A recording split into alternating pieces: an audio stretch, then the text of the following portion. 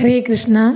ஒரு முறை கோலோக விருந்தாவனத்தில் ஸ்ரீமதி ராதாராணியும் பகவான் கிருஷ்ணரும் ஒரு மரத்தின் பக்கமாக நிற்காங்க.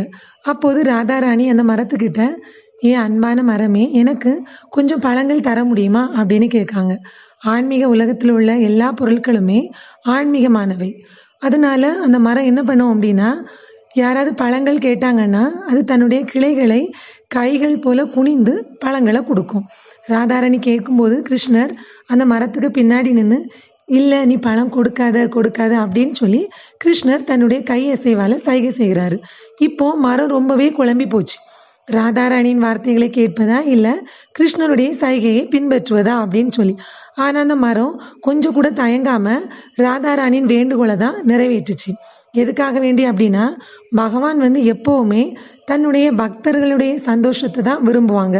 இப்போ ராதாராணி சந்தோஷப்படும் போது பகவான் கிருஷ்ணரும் ரொம்பவே சந்தோஷப்படுறாரு. அதனால அந்த மரம் கிருஷ்ணரை திருப்திப்படுத்துச்சு. ஹரே கிருஷ்ணா.